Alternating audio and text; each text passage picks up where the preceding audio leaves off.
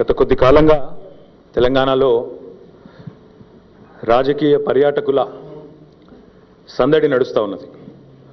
ఒక్కొక్క పర్యాటకుడు ఒక్కొక్క టూరిస్టు రావడం, వచ్చి ఇక్కడ దిగంగానే आज का क्या थीम है, आज क्या बोलना है వాళ్ళ పాపం తెలియదు.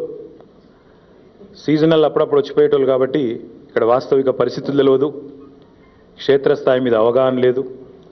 ఇక్కడ దిగిన తర్వాత ఎయిర్పోర్ట్లోనో లేకపోతే వాళ్ళ పార్టీ కార్యాలయంలోనో ఎక్కడో దగ్గర కొద్దిసేపు కూర్చొని చక్కగా బిర్యానీ తిని ఛాయ్ తాగి ఆ తర్వాత వాళ్ళ స్థానిక నాయకత్వం ఏదైనా స్క్రిప్ట్ రాసిస్తే అందులో సత్యం ఉందా, అసత్యం ఉన్నదా, అది అర్ధసత్యమా, ఇదేది అర్థం చేసుకోకుండానే నోటికొచ్చినట్టు మాట్లాడడం, నోటికొచ్చినట్టు మాట్లాడి వాళ్ళు మళ్ళీ తిరిగి వెళ్ళిపోవడం, గాలి మోటార్లో రావడం, గాలి మాటలు చెప్పడం, మళ్ళీ తిరిగి రైమంటూ వెళ్ళిపోవడం, ఇది ఒక ఆనవాయితీగా గత కొద్ది కాలంగా ఒక 10-15 రోజులుగా ముఖ్యంగా నడుస్తూ ఉంది.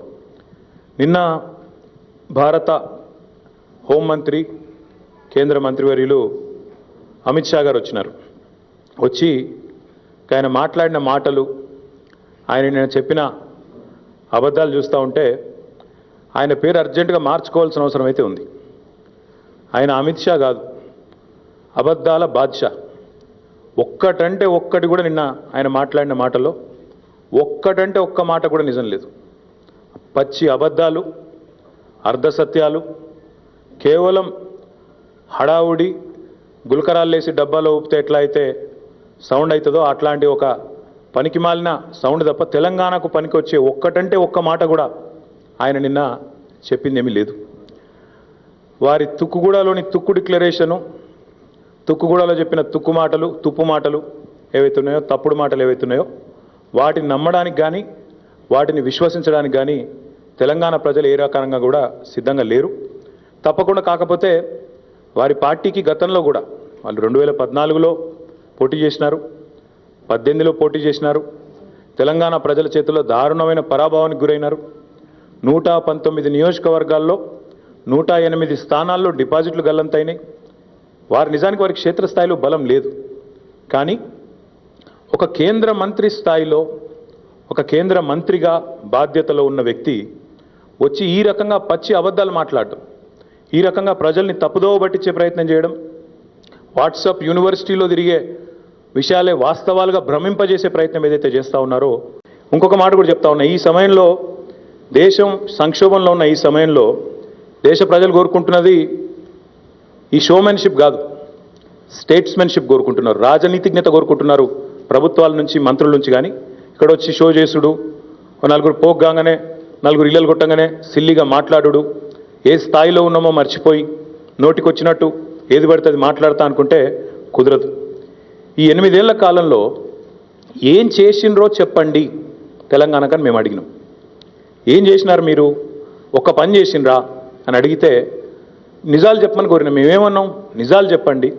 8 ఏళ్ళు అయింది మీ ప్రభుత్వం వచ్చి, మా ప్రభుత్వం వచ్చి. 27 ప్రశ్నలతో ఒక లేఖ కూడా రాసినాయి ఆయనకి. మళ్ళీ ఆయనకు అర్థమవుతుందో కాదని ఇంగ్లీష్లో వస్తే ఇంగ్లీష్లో కూడా పెట్టినా, అయ్యా మరి ఆంగ్లంలోనే చదువుకో, క్వశ్చన్ పేపర్ సమాధానాలు చెప్పు అని చెప్పిన.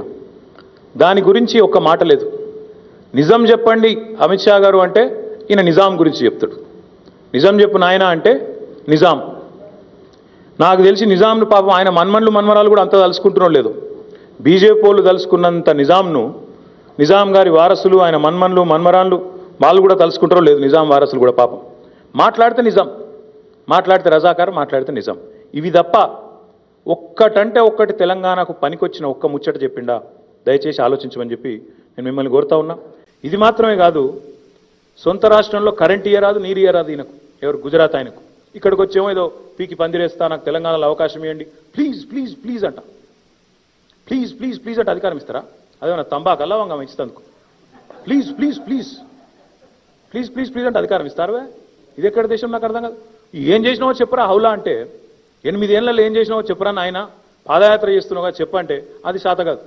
ఇంకా విచిత్రం, ఈయన తిరుక్కుంటూ మాట్లాడతాడు, ఊళ్ళో ఉన్న పల్లె ప్రకృతి వనం, ఇగో వైకుంఠధామం, ఇగో ఇది, ఇగో అది, రైతు వేదిక, అన్నిట్లో మేమే ఉన్నాం అంటాడు. అంటే ఏం ఒప్పుకుంటున్నావు నువ్వు అన్యాపదేశంగా? మేము అభివృద్ధి చేసామని ఒప్పుకుంటున్నావు కదా, నీ కళ్ళ కనబడుతున్నాయి కదా, ఏ ఊరికి పోయినా మేము చేసిన అభివృద్ధి అయితే నీకు కనబడుతున్నది. కాకపోతే అందులో ఇక పప్పులో ఉప్పేయాలన్నట్టు ఏదో మాది మాది మాది అని చెప్తాడు. నేను అడిగిన 10 సార్లు అడిగినప్పటికీ మా అక్క అడిగింది, మేమందరం అడిగినాం. ఇంకా పక్కన కర్ణాటక ఉంది కదరా భయ్, మహబూబ్ నగర్ పక్కకు, ఆడికి పోదాంపా, అక్కడ ఒక్క ఊళ్ళో చూపెట్టు. అన్ని నీయే అయితే పక్కకు ఆడగూడు ఉండాలి కదా. మరి నువ్వు చెప్పిన మాటల నీతుంటే ఆడగూడు ఉండాలనా లేదా? చూపెట్టంటే అది శాత కాదు. కానీ ప్లీజ్ ప్లీజ్ ప్లీజ్, ఇది తంబాకు కాదు తమ్మి, లవంగం అంతకంటే కాదు. నువ్వు ప్లీజ్ అనగానే జేబులకి వెళ్ళి తీసి ఇచ్చేందుకు, కీసలకి వెళ్ళి తీసి ఇచ్చేందుకు అధికారం డెఫినెట్గా ప్రజలు మంచి చేసేటోళ్ళకి ఇస్తారు తప్ప పనికిమాలిన సన్నాసులకు, ఎటుబడితేటు మాట్లాడే చిల్లరగాళ్ళకి ఇయ్యరు. హాయ్ ఫ్రెండ్స్, మా టుడే టుమారో యూట్యూబ్ ఛానల్ చూస్తున్నందుకు చాలా థ్యాంక్స్. మరిన్ని లేటెస్ట్ వీడియోస్ కోసం వెంటనే సబ్స్క్రైబ్ చేయండి. అలాగే ఈ బెల్ ని కూడా రింగ్ చేసేయండి. మా నోటిఫికేషన్స్ అన్ని మీ మొబైల్లో వస్తాయి.